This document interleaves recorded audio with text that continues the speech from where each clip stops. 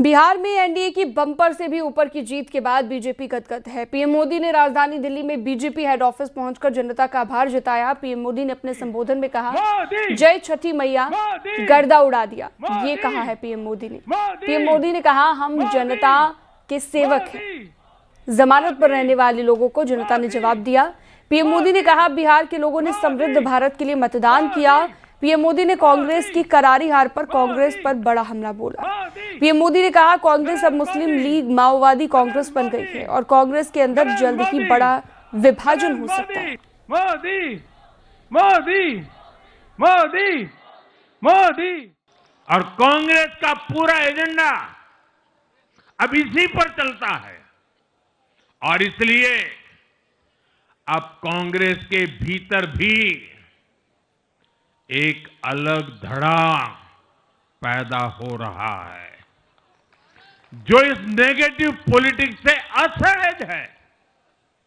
ये जो कांग्रेस के नामदार हैं, ये जिस रास्ते पर कांग्रेस को लेकर चल रहे हैं, इसके प्रति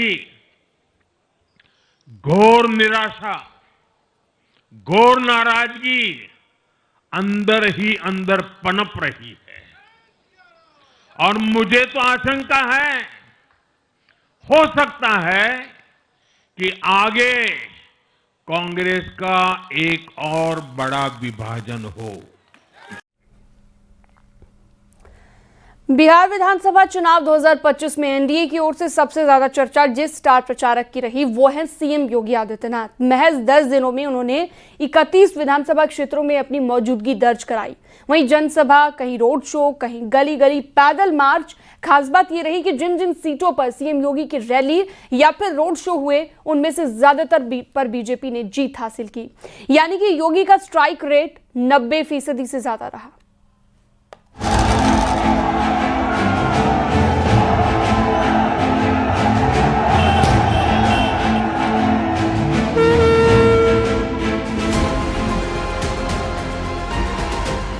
आरजेडी के लोग रामद्रोही हैं।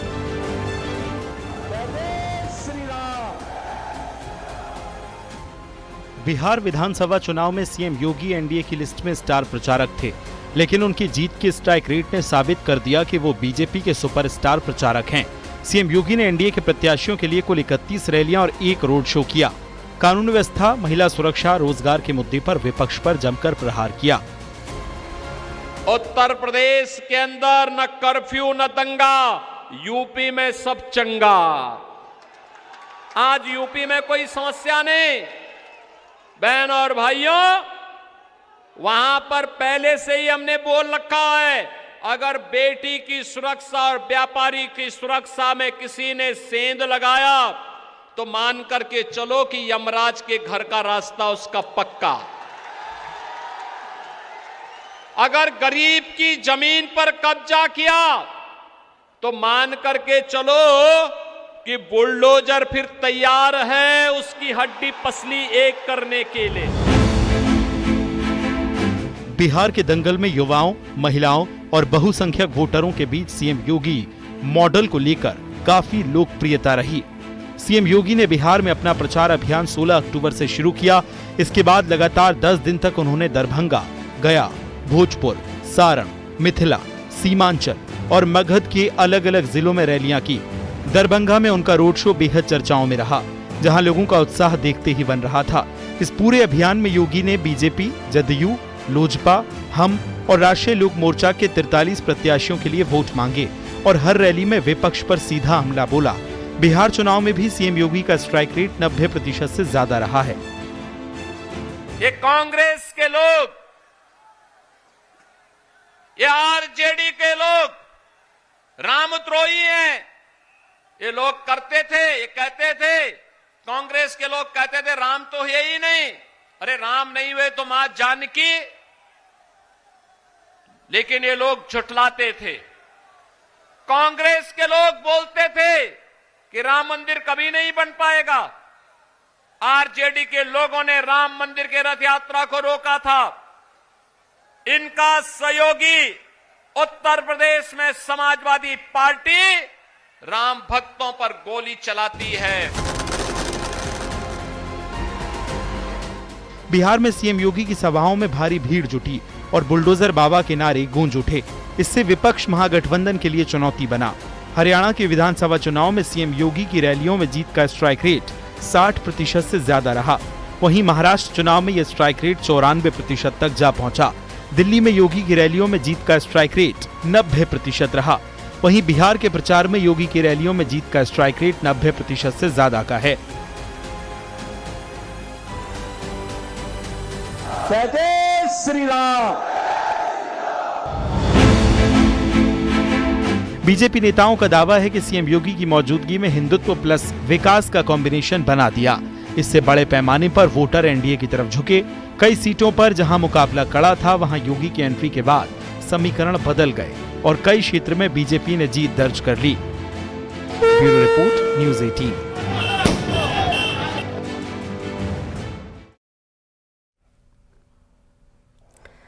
सीएम योगी आदित्यनाथ आज सोनभद्र के दौरे पर जाएंगे। यहां पर सीएम योगी सोनभद्र के लोगों को करोड़ों की सौगात देंगे। आपको बता दें, सीएम योगी भगवान बिरसा मुंडा के जन्मदिन पर आयोजित जनजाति गौरव दिवस के अवसर पर आयोजित कार्यक्रम में पहुंचेंगे। इस दौरान वो करोड़ों रुपए की विकास परियोजनाओं का लोकार्पण और शिलान्यास करेंगे।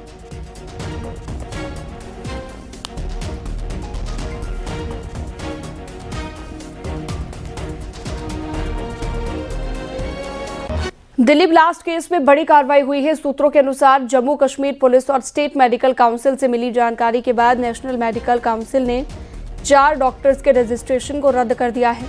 Doctor Muzaffar Ahmad, doctor Adeel Ahmad Rather, doctor Muzammil Shakeel और डॉक्टर शाहीन सईद की मेडिकल रजिस्ट्रेशन तुरंत प्रभाव से रद्द कर दी गई है। इनका नाम इंडियन मेडिकल रजिस्ट्री और नेशनल मेडिकल रजिस्ट्री से हटाया गया। इस फैसले की जानकारी सभी राज्य मेडिकल काउंसिलों को भेजी जाएगी।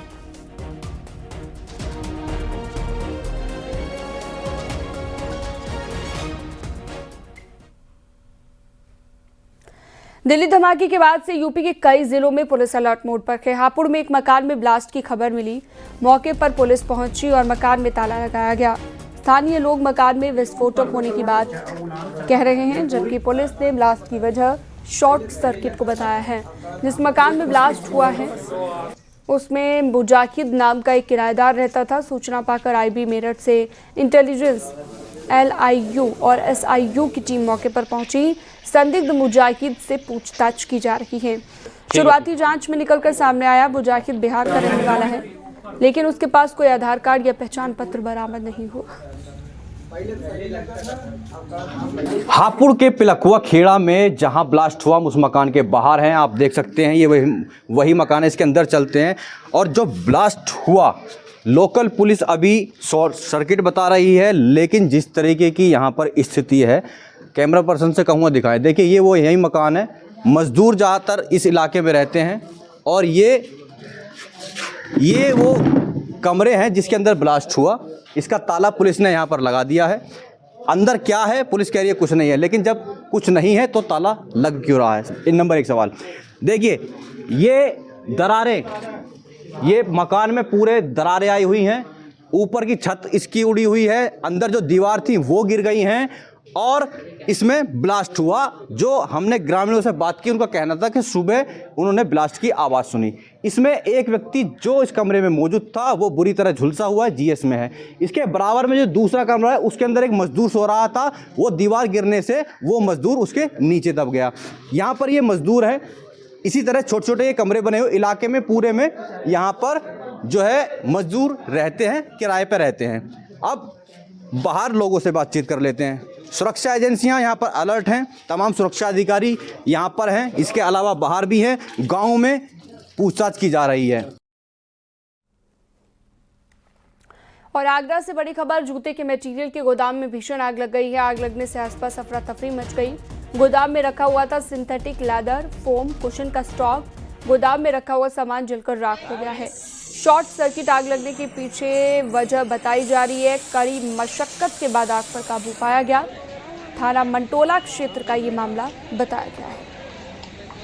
कामिर कुरैशी हमारे साथ ज्यादा जानकारी के लिए आगरा से हमारे सहयोगी जुड़ गए हैं। कामिर, कैसे लगी आग और क्या लेटेस्ट जानकारी हादसे को लेकर?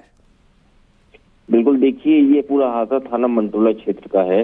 यहाँ पर जूते के जो माफ कीजिएगा, जो जूता मटेरियल का जो गोडाउन है वो बना हुआ था और गोडाउन के साथ में कुछ दुकानें बनी थी। इन दुकानों में लेदर, सिंथेटिक, फोम, कुशन जैसे जूते से संबंधित सामान भरा हुआ था। देर रात को शॉर्ट सर्किट की वजह से चिंगारी उठी और चिंगारी ने विकराल आग का रूप धारण कर लिया। देखते ही देखते गोदाम के अंदर रखा सारा माल जलकर राख हो गया। सूचना पर थाना पुलिस और फायर ब्रिगेड की टीम पहुंची और कड़ी मशक्कत के बाद आग पर काबू पाया। जी, बहुत शुक्रिया तमाम जानकारी विस्तार से देने के लिए आपका कामिर। नोएडा के सेक्टर 39 के नाले में सिर कटी महिला का शव मिलने के मामले में नोएडा पुलिस ने खुलासा कर दिया है। महिला की शिनाख्त प्रीति यादव के रूप में हुई है। पुलिस के मुताबिक अवैध संबंधों में शादीशुदा आरोपी मोनू ने महिला की हत्या कर दी। प्रेमी ने महिला की हत्या कर सिर और हाथ काटे थे। बताया जा रहा है कि प्रीति की शादी जयकिशन नाम के शख्स से हुई थी। प्रीति लगातार पैसे मांग रही थी। मोनू की बेटियों को अनैतिक काम करने की धमकी देती थी, जिससे आरोपी परेशान था और उसने इस वारदात को अंजाम दे दिया। पुलिस ने करीब 5000 कैमरे खंगाले, जिसके बाद कत्ल का खुलासा हुआ है। ये लगातार इस क्षेत्र में घूम रही थी। इस तरीके से वो लगातार दबाव बनाती रही कि तुम मुझे पैसे दो। 4-5 लाख रुपए पैसे की भी मांग करती रही और इसी क्रम में झगड़े के दौरान कई बार उसने कहा कि मैं तुम्हारी बेटियों से अनैतिक कार्य कराऊंगी। बस में इसने उसको बैठाया, जो ये बस चलाता था, एक सत्संग के उसमें चलाता था। ये बस में बैठाया करीब 3-3:30 बजे के आसपास और लेकर के निकला। वो आकर के एक सीएनजी पेट्रोल पंप है जो घटनास्थल से दूसरी तरफ पड़ता है थोड़ी दूर पे, वहाँ पे रुका। पहचान के जो भी चिन्ह थे इसने ये पूछताछ में बताया कि इसको लगा कि फिंगरप्रिंट से या आइरिस से या चेहरे के मिलान से पहचान हो सकती है। तो इसने फिर पूरा कई बार करके गला काट दिया, सर हटा लिया वहाँ से और पंजे भी दोनों हाथ के काट लिए। तमाम कोशिशें की गई, लेकिन पुलिस ने इस दौरान करीब 5000 सीसीटीवी कैमरे देखे। 1100 से ज्यादा वाहन थे जिनको संदिग्ध माना और उसके बाद एक आपको बता दें एक लिस्ट बनाई जिसमें 40 लोगों से लगातार पूछताछ की जा रही थी। उसी 40 लोगों की संदिग्ध लिस्ट में ये बस भी शामिल थी। मोनू जब नोएडा के बरौला घर में, यानी जहां पर मोनू रह रहा था, वहां पहुंचती है, पुलिस पूछताछ करती है, जिसके बाद पूछताछ के बाद वो टूट जाता है और पूरी कहानी पुलिस को बता देता है। फिलहाल पुलिस के मुताबिक अवैध संबंधों में यह हत्या की गई है। पुलिस ने मोनू को गिरफ्तार कर लिया और जेल भेज दिया है। कैमरामैन विपिन के साथ हिमांशु शुक्ला, न्यूज़ 18 नोएडा।